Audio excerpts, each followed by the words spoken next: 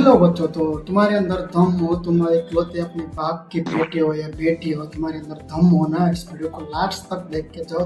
तुम्हें सुसु नहीं दिलाई ना मैंने, मेरा नाम चेंज कर देना। और इस वीडियो का पूरा क्रेडिट देने से पहले मैं आपको इस वीडियो के बारे में बताऊँ, जैसे कि हॉरर एंड एनिमेटेड वीडियो है। एनिमेशन और हॉरर दोनों को मिक्स करके जो इन्होंने बवाल चीज़ बनाई है ना भाई, दिल छूने वाली है, दिल छूने वाली है। तो इस वीडियो का पूरा क्रेडिट होता है हमारे स्कैरी पम्पकिन जी को। भाई आपने जो ये वीडियो बनाते हो ना भाई, मेरे को भी बताओ यार, मेरे को भी देखना यार, और बनाओ ना भाई। तो चलो शुरू करते हैं बिना किसी देरी के। और बदले की भावना, एक ऐसा माया जाल जो बाहर से बेहद ही खूबसूरत दिखता है, लेकिन अंदर सिर्फ और सिर्फ अंधेरा होता है। धीरे धीरे नफरत इंसान की सोच को खा जाती है, उसकी आंखों से सच छीन लेती है, सही है। और दिल में जहर भर देती है। वो समझ ही नहीं पाता कि वो लड़ रहा है या खुद को खत्म कर रहा है, और जब उसे एहसास होता है तब तक बहुत देर हो चुकी होती है। कुसुम शर्मा अपने बेटे आरव के साथ शहर के एक पुराने लेकिन सजे सवरे घर में रहती थी। आरव कॉलेज जाता था, अपनी पढ़ाई और दोस्तों में व्यस्त रहता था। कुसुम ज्यादातर वक्त घर में ही रहती, लेकिन एक बात थी जो आरव ने सालों से नोटिस की थी। हर रात लगभग एक ही वक्त पर कुसुम चुपचाप घर से निकल जाती थी। न कोई वजह, न कोई जवाब। आरव जानता था कि उसकी माँ रात में घर पर नहीं होती, लेकिन उसने कभी सवाल नहीं किया, क्योंकि माँ की आंखों में वो अजीब सी चमक देख चुका था, जिसके बारे में सवाल पूछना आसान नहीं होता। एक दोपहर आरव अपनी दोस्त नेहा को घर लेकर आया। माँ, ये नेहा है, कॉलेज की दोस्त, नोट्स लेने आई है। कुसुम ने पहली बार नेहा को देखा। साधारण सी लड़की, साफ आंखें, भोली मुस्कान। कुसुम मुस्कुराई। आओ बेटा, बैठो। चाय लोगे या कुछ मीठा? नेहा सोफे पर बैठ गई। कुसुम सामने बैठी और बातों बातों में पूछने लगी। तुम्हारा पूरा नाम क्या बताया तुमने? नेहा सिन्हा आंटी।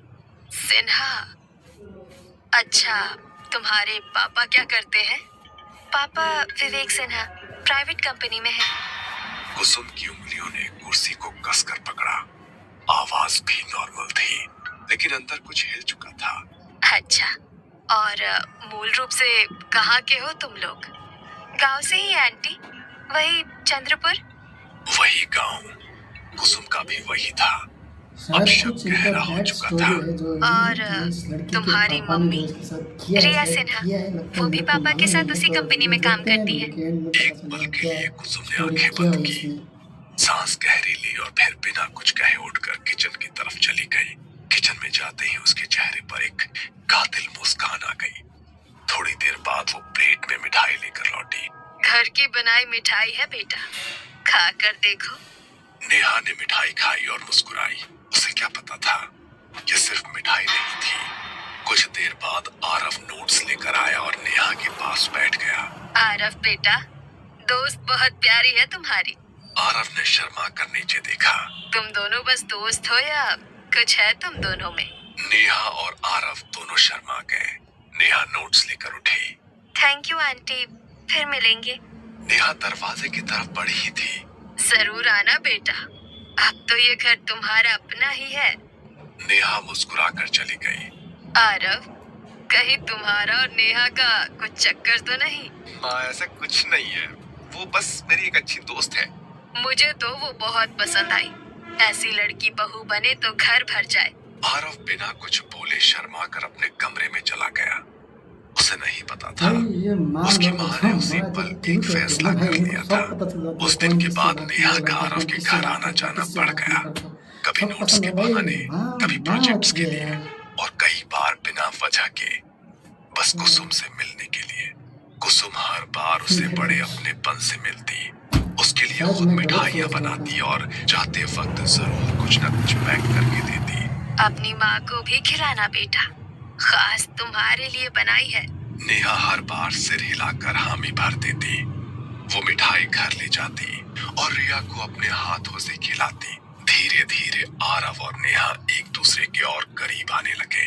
कॉलेज के बाद लंबी बातें, भविष्य के सपने और कुछ ही महीनों में वो प्यार में पड़ गए। कॉलेज खत्म होते ही कुछ महीनों बाद एक शाम आरव नेहा को लेकर घर आया। माँ, मैं नेहा से शादी करना चाहता हूँ। कुसुम ने उसकी तरफ देखा, चेहरे पर खुशी दिखाई, लेकिन आंखों में कोई और ही चमक थी। उसी दौरान नेहा ने धीमी आवाज में एक और बात कही। आंटी, मेरी मम्मी की तबीयत ठीक नहीं रहती, खाना पचता नहीं, बहुत कमजोर हो गई है। डॉक्टर भी कुछ साफ नहीं बता पा रहे हैं। ये सुनते ही कुसुम के मन में अजीब सी खुशी दौड़ गई। वो जानती थी कि जो मिठाइयां रिया तक पहुंच रही थी, अब उनका असर दिखने लगा था। इसके बाद सब कुछ धीरे धीरे बदलने लगा। रिया की हालत दिन प्रतिदिन बिगड़ती चली गई। नेहा का ज्यादातर वक्त अब अस्पताल और घर के बीच बीतने लगा। आरव से मिलना कम होने लगा। फोन पर भी बातें छोटी और थकी सी होने लगी। और हर बार जब आरव बेचैन होकर ये बातें कुसुम को बताता, माँ, नेहा की मम्मी बहुत बीमार है। कुसुम के हाव भाव बदल जाते। उसकी आंखों में अजीब संतोष झलकता। एक रात कुसुम फिर घर से निकली। इस बार आरव ने उसके कमरे की तलाशी ली। उसे उसके कमरे में कुछ अजीब चीजें मिली। एक पानी का गिलास जिस पर लिखा था नेहा, एक पैकेट में कुछ बाल, एक रुमाल जिस पर लिखा था रिया। सुबह जब कुसुम घर लौटी, माँ, ये सब क्या है? तुम रोज कहाँ जाती हो? कुसुम कुछ पल चुप रही, फिर हंसने लगी। मैं जब भी तुम्हें नेहा की मम्मी के बारे में बताता हूँ, तुम्हें कोई फर्क ही नहीं पड़ता। तुम्हें नेहा पसंद नहीं है क्या? और ये सब चीजें तुमने कमरे में क्यों रखी है? कुसुम मुस्कुराई। ये सब अचानक नहीं हुआ था। जो कुछ कुसुम कर रही थी, इसकी जड़ें 20 साल पीछे दबी हुई थी। कुसुम शर्मा और विवेक सिन्हा एक ही गांव में पले बढ़े, बचपन से साथ खेले, और कब दोस्ती प्यार में बदल गई उन्हें खुद पता नहीं चला। शाम के वक्त मंदिर के पीछे बैठकर बातें करना, मेलों में साथ घूमना और सपनों में एक ही भविष्य देखना। हम दोनों की शादी यही गांव में होगी। सबसे पहले पंडित जी को बुलाएंगे। और मैं शहर में नौकरी करके तुम्हें अपने साथ ले जाऊंगा। उस वक्त विवेक की बातों में भरोसा था और कुसुम के दिल में पूरा जीवन। कॉलेज खत्म हुआ, विवेक शहर चला गया नौकरी के लिए, और वहीं से सब बदलने लगा। पहले रोज फोन आता था, फिर हफ्तों में, फिर महीनों में। विवेक, सब ठीक है ना? तुम बदल रहे हो। कुसुम, तुम्हें हर चीज में प्रॉब्लम दिखती है। ग्रो अप यार। और कुछ दिन बाद फोन आना बंद हो गया। विवेक और कुसुम की बातें लगभग बंद हो गई। 1 साल बाद विवेक अचानक गांव लौटा। कुसुम का दिल जोर से धड़क उठा। उसे लगा शायद सब ठीक हो जाएगा। उस शाम वो उससे मिलने गई। विवेक, अब तो सबसे बात कर लेते हैं, हमारी शादी के बारे में। विवेक ने नजरें फेर ली। कुसुम, वो बचपना था, अब जिंदगी आगे बढ़ चुकी है। मतलब? मैं रिया से प्यार करता हूँ और वो मेरे ऑफिस में काम करती है, अच्छे घर से है, हम लोग शादी करने वाले हैं। इतना कहकर वो उठ गया, पीछे मुड़कर भी नहीं देखा। और उस दिन के बाद वो फिर कभी कुसुम से नहीं मिला। कुछ साल बाद कुसुम के माता पिता ने उसकी शादी विजय मल्होत्रा से कर दी।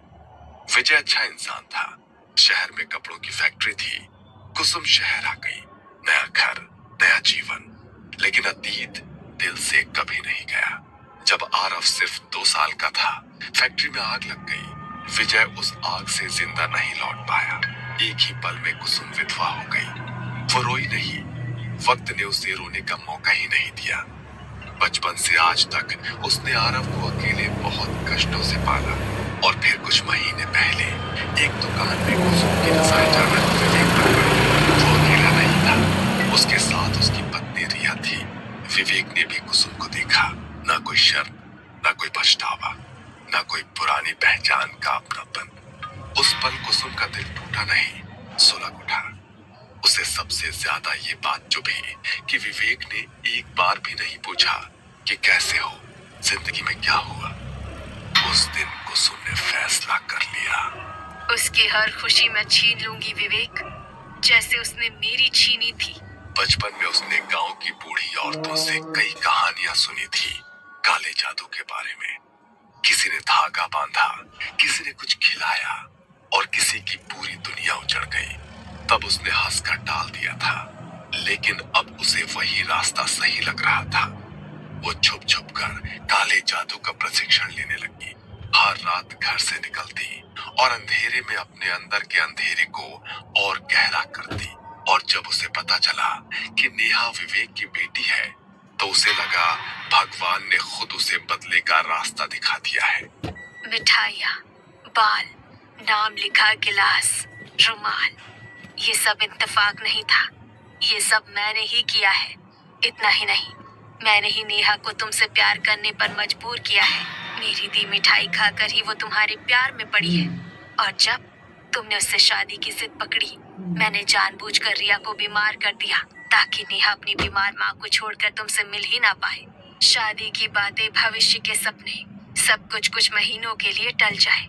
मैं चाहती हूँ पहले रिया टूटे, फिर नेहा और आखिर में विवेक। रिया बीमार पड़ चुकी है, दवाइयाँ बेअसर हो रही हैं और अब पीछे हटने का कोई रास्ता नहीं है। रिया अब ज्यादा दिन की मेहमान नहीं है। आरव रात भर सो नहीं पाया था। अगली सुबह आरव का फोन बजा। आरव, मेरी मम्मी नहीं रही। आरव के हाथ से फोन छूटते छूटते बचा। उसकी आंखों के सामने अंधेरा छा गया। वो दौड़ता हुआ कुसुम के पास गया। माँ, रिया आंटी मर गई। अब तो बस कर दो। अब तो तुम्हारा बदला पूरा हो गया ना। कुसुम की आंखों में एक अजीब सी ठंडक थी। नहीं आरव, अब नेहा की बारी है। ये सुनते ही आरव फूट फूट कर रो पड़ा। माँ, मैं हाथ जोड़ता हूँ, नेहा को बख्श दो माँ, नेहा को बख्श दो। मैं किसी से कुछ नहीं कहूँगा। रिया आंटी को मारकर तुमने विवेक को तोड़ दिया है। प्लीज अब रुक जाओ। बस अब रुक जाओ माँ। लेकिन कुसुम के चेहरे पर जरा भी पिघलन नहीं थी। नेहा को भूल जा। मैं उससे अच्छी और सुंदर लड़की तेरे प्यार में फंसा सकती हूँ, अपने वश में करके। नहीं माँ, मैं नेहा से प्यार करता हूँ, प्लीज। उसने जोर से दरवाजा बंद किया और आरव को कमरे में कैद कर दिया। कई हफ्तों तक आरव कॉलेज नहीं गया। नेहा को चिंता होने लगी।